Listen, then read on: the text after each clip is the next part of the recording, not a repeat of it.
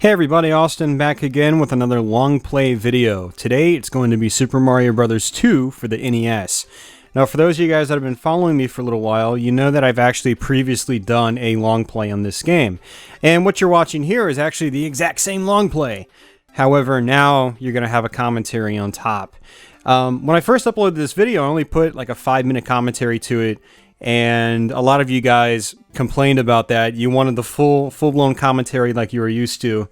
Apparently, I have a lot more people watching my videos just for the commentary than I thought. And so here we are, a Mario Bros. 2 long play with a full-blown commentary. Now, this actually isn't a full long play of the game. This is actually going to be a demonstration of a warp zone run. So essentially what I'm going to be doing here is running through the game, not quite as fast as I could, but still pretty quickly, just taking the warp zones. And for those of you guys that just want to have an easier time trying to beat this game, because there are some pretty tough stages in the game, you can pretty much follow my pattern here and just skip through pretty much the whole game using the warp zones. And that's actually something myself and a lot of other kids back in the day used to do a lot. You know, we wouldn't even play the full game out. We were just warp zoned every single time we played the game. And so going back and doing this long play several months back, actually I think this long play is about a year old now. It's been a while since I've actually recorded this footage. But it was kind of, you know, it gave me a chance to reminisce a little bit because I don't play Super Mario Bros. 2 all the time. It's not a game I come back to a lot. Say like the original Ninja Gaiden games, where I come back to those all the time, every year. Mario 2 is probably a game I might play once every couple of years. I mean, and actually beat it. I might turn it on, you know, once every now and then, you know, a couple times a year, but not really get anywhere. Maybe play a level or two and that's it. But in this long play, this was the first time I had actually completed the game in a while, so I was able to reminisce a lot in this run. So yeah, when I was a kid, I used to do these warp zone runs all the time. That's pretty much how I would just play the game religiously. I would just do the warp zone runs. Same with the first Super Mario Bros. Actually, now that I think about it, and Mario 3 as well. I just like to see how fast I could run through the games. So the first warp zone actually isn't for a couple of stages. So I have a few stages to just sort of talk with you guys and just talk about what I'm doing here. This is Birdo.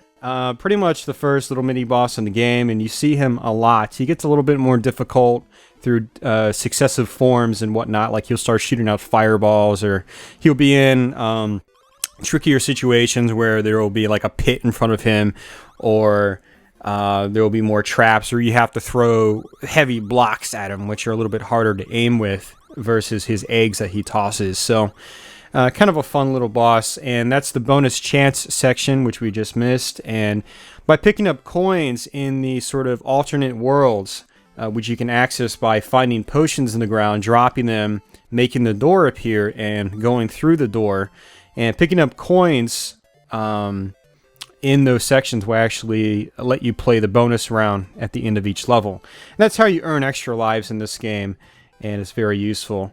So here's Luigi. Luigi jumps higher. It's sort of a signature trait of his now, and that's a little bit of a shortcut right there to skip the whole intersection there. Although I do go inside the door because there is a trick I like to do, and I don't remember if I actually do it in this long play. And there we go, grabbing some coins, which means I'll get to play the bonus chance game at the end of the level. But basically, there is one trick here you can do that I've always liked to do. I sort of discovered it on my own as a kid, which is how we, you know, a lot of the NES quote-unquote secrets I know actually just came from personal discovery back in the day, from playing the games a lot and experimenting a little bit. And one of the ones I experimented with here is getting the star to appear here. And by collecting, yeah, I believe by collecting a certain amount of cherries, you'll eventually make a invincibility star appear. And, you know, obviously, Super Mario Bros. Invincibility star, there we go. It lets you run through all the enemies without a problem. However, you can actually sort of just bolt through this section, get to the Birdo boss right here, and kill him in one hit. And let's see if I do it. Did it. Just like that. So that's always something I like to do. Realistically, I would have been done with the level already if I just went straight to Birdo, but I like to be a little stylish with it, I guess. It just feels good when you do stuff like that. You know, grab a star and kill the boss in one hit. So it's not always the fastest way to progress through the level, but I think it's the most fun. The most fun trick to do on that part. So obviously, I'm sure most of you guys know, you've got 4 different characters in this game: Mario, Luigi, Peach, and Toad. And they each have different advantages over one another. For instance, Mario is the most well-rounded. He's fast. He has a decent-sized jump. He picks up things relatively quickly. Not the quickest, and he doesn't run the quickest, and so forth. But he's probably the best character to play as overall, in terms of just the overall speed and agility and things like that. Now, actually, before I continue on about that, this is actually the first warp zone trick right here. You want to drop a potion over here, go through the door just like so, and jump down this pipe. Now, you have to actually do it within a few seconds. Otherwise, it times out on you and it kicks you back to the normal world, even though you haven't gone back through the door. So, what did I say? We're on World 4 now. And on World 4-2, I believe, is the second warp zone.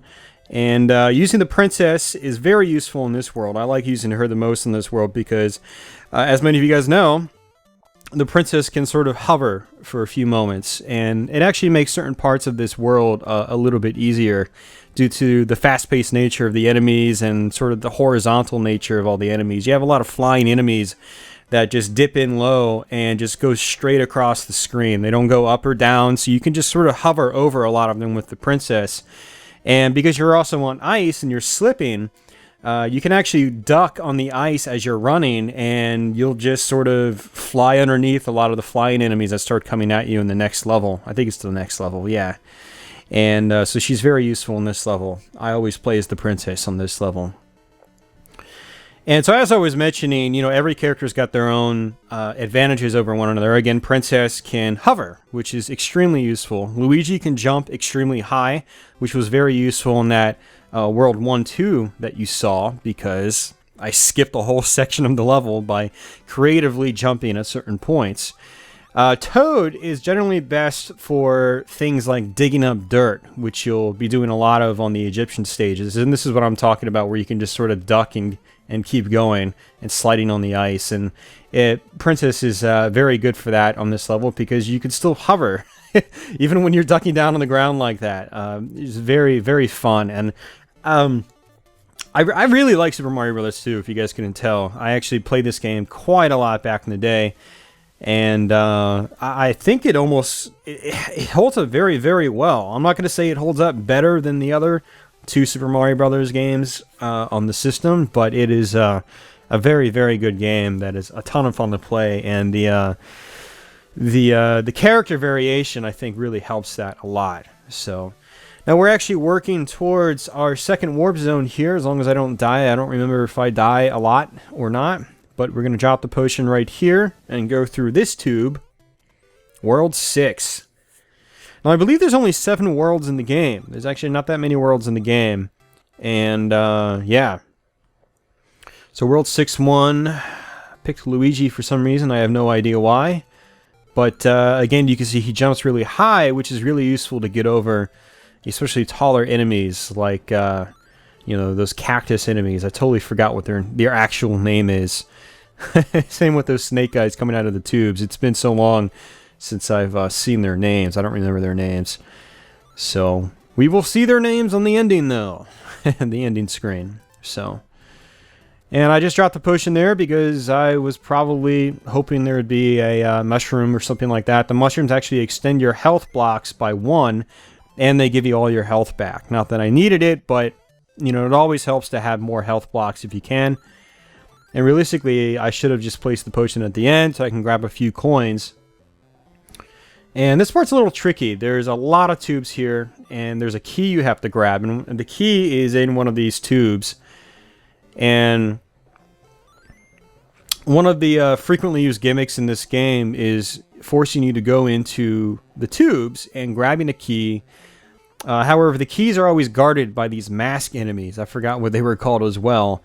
And essentially, once you pick up the key, the enemies will come alive. There we go. There are some masks. And they will chase you. And I'll be honest with you, those things were creepy as hell when I first played this game as a kid. And to be honest, I think they are still kind of creepy, because he literally comes alive and he starts homing after you. But what's cool is you can actually drop the key and then he goes away. He's like, oh, okay. He doesn't have the key. And so it's this constant battle of tossing the key out and hoping he stops chasing you. And it's a really interesting concept that I think is really cool. So here are some of the power blocks. I'm just going to call them power blocks. It's probably not exactly what they're called, but they are a little bit heavier than your regular blocks. And they are harder to throw. If you just drop them without moving, they just sort of drop right in front of you. So one thing you have to do is sort of be moving forward, and while you're moving forward, throw it. So you can sort of just throw it forward like that, like I just did. So here we got Birdo that's just shooting fireballs. So in the very first level, and you can't duck those apparently. In the very first level, he shot out eggs, and you have to hop on the eggs, pick them up, and then throw them back at him. In this level, you can't do that because he's throwing fireballs. You can't just land on fireballs. I might die again. I don't remember. Again, it's been like a year since I've recorded this footage at least, so... But can I do it? There we go. And that's that. No bonus chance because I didn't pick up any coins on that level.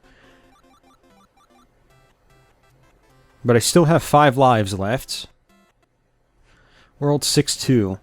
Now, by far the most difficult world in this game, I think, is World 7. It's one of the worlds where you really have to...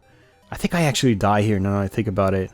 It's been a while, but I think I die here. I'm not sure. And realistically, I should have picked Luigi or Princess or someone like that. I think when I was actually recording this gameplay, yeah, I die here. Just like that. That was very, very poor planning on my part. When I was doing this recording, I believe I didn't practice the game at all. I was just sort of going out of memory, and my memory is obviously getting worse with time as I get older for a lot of these old games, because I just don't play them nearly as much as I used to as a kid. And yeah, some levels like this, I just totally forgot exactly how they operate. And I knew I had to hop on these enemies, but I forgot, say, there would be a really tall platform there that would just block me from progressing. And so if I had Luigi, I would have just made it past that part instead of dying with Mario like I did. So yeah, in this run, I definitely wasn't well practiced because I didn't practice at all. I just kind of went into it blind. And I can do that for a lot of these NES games I played as I was growing up, because I played them a lot. You know, I didn't just play these games once or twice. I played all these games I'm familiar with into the ground. I really played a lot of NES as a kid.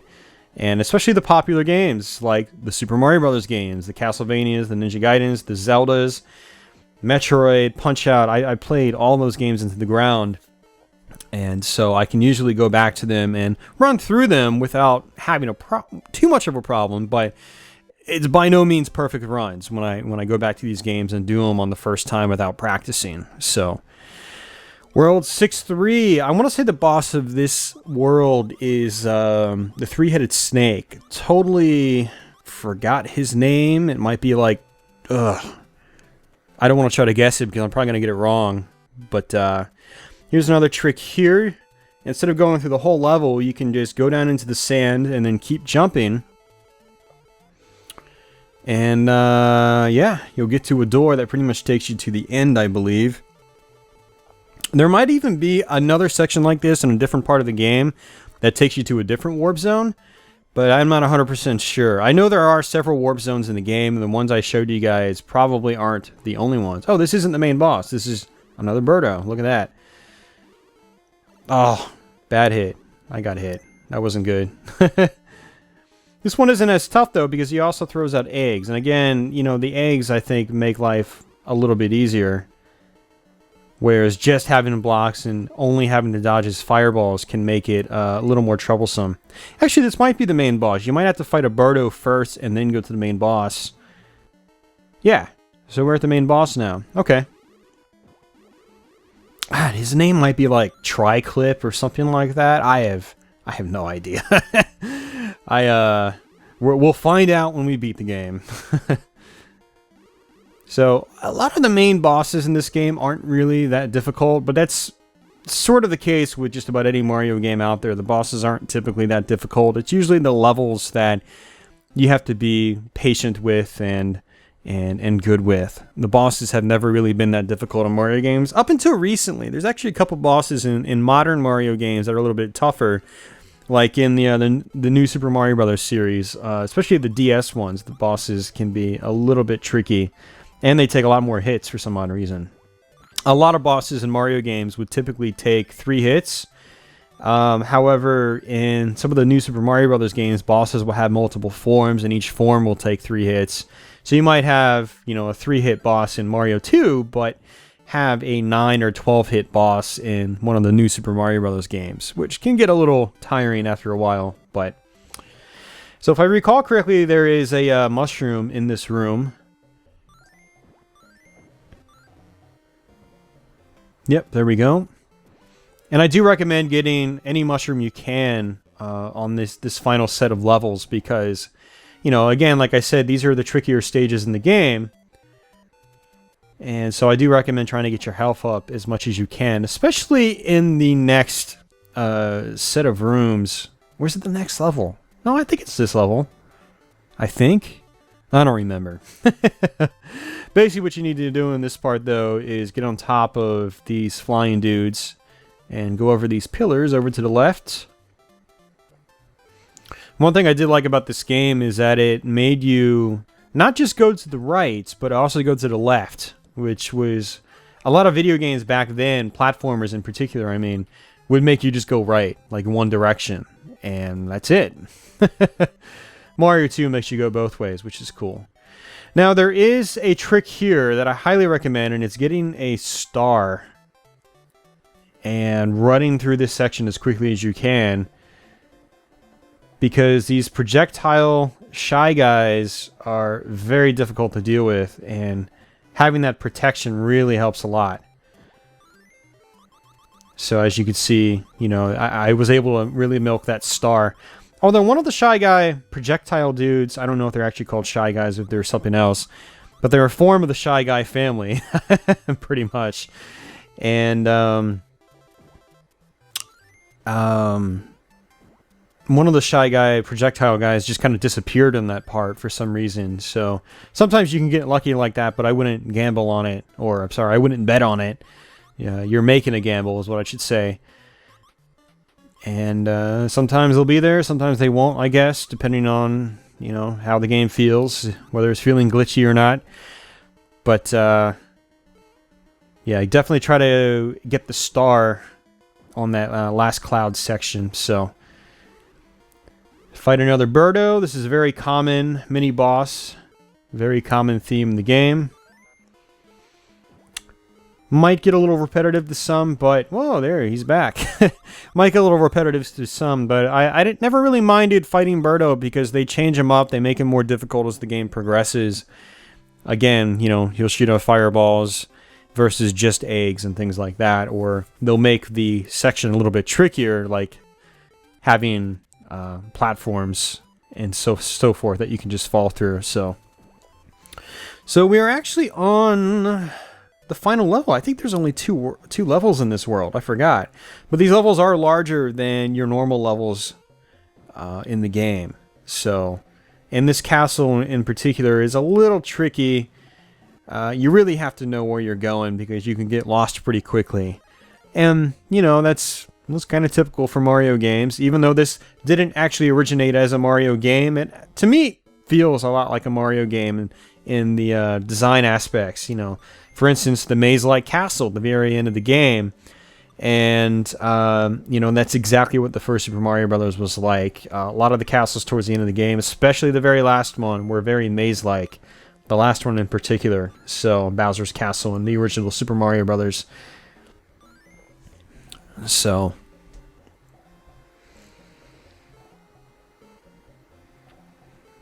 these parts really just require patience and smart decision making. And apparently I could still go through that door, even though it went through the pillar. Half the door was in the pillar, but I was still able to go through it, which was pretty cool. Yeah, don't get blown up by the bombs. They'll only take one piece of health away, but still, it's a piece of health. And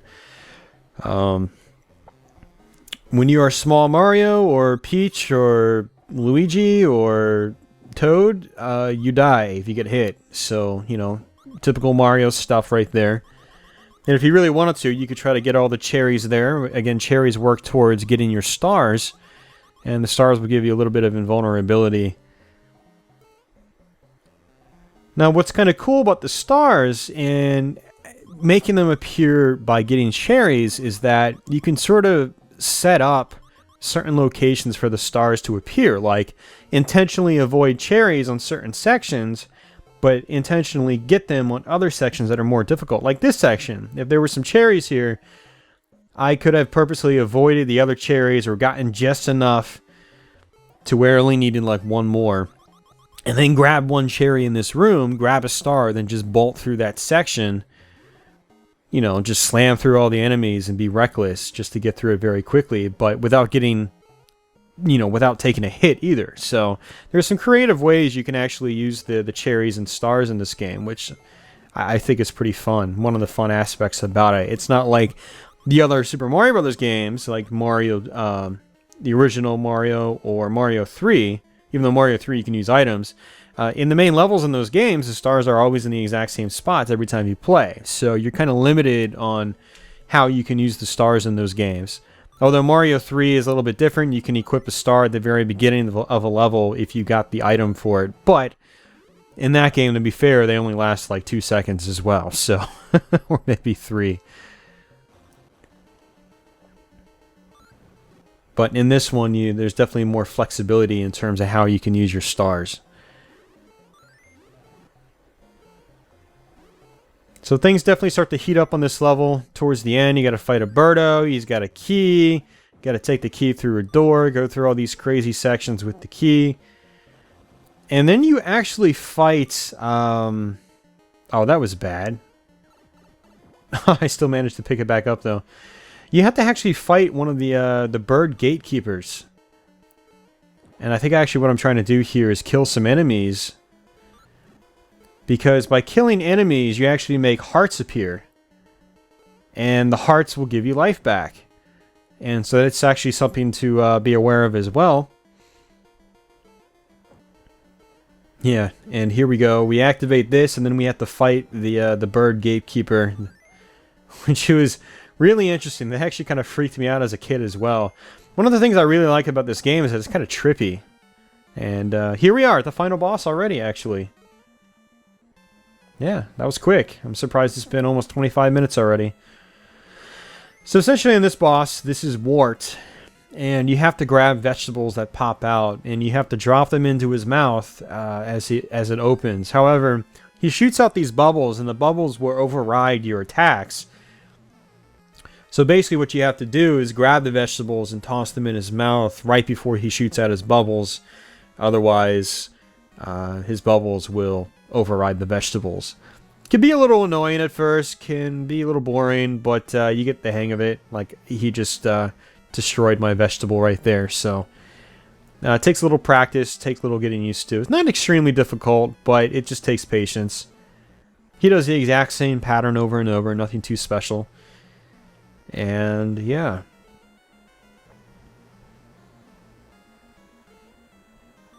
Really, the best thing to do is just sit right in front of him and literally just toss it in like the first frame or two of, you know, his mouth opening animation.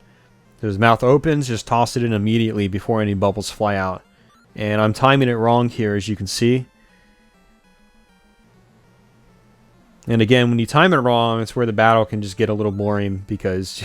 you're like, I could have beaten him by now, but I kept screwing up. So, not a difficult final boss by any means. I mean, to put it into perspective, I think I beat this game when I was in like 1st or 2nd grade. So, you know, if a 1st or 2nd grader could beat him without a problem, especially back when video games were still in their infancy, He's not a hard boss. He's not exactly the Joker from Batman. Screw that boss. So there we go, guys. We basically completed Super Mario Bros. 2, again, through taking warp zones. And again, you can beat the game in about 20 minutes or so, 25 minutes by taking the warp zones. And realistically, I could have beaten the game quicker if I just skipped a lot of those rooms I went into. So realistically, you should be able to beat this game in under 20 minutes. Yeah, definitely under 20 minutes, because I did die a couple times as well. And that's basically it. What I'm going to go ahead and do, guys, is just leave you with the ending. I want to say thanks for watching. I hope you guys enjoyed this sort of throwback long play, or the revisitation of an old long play I did. I'll be doing the exact same thing with Zexus on the NES, although that long play is a little bit longer. It's about an hour long, I think, versus this, where it's 25 minutes long. But watch out for that in the future as well. I'll be re-uploading that with a full commentary. And for anybody new to my channel, feel free to subscribe. I've got a lot of Let's Plays and Long Plays on my channel. And for those of you guys still watching that have been tuned in for a while, thanks for the continued support as always. And I'll catch you guys soon with some new videos. So until then, take care, guys.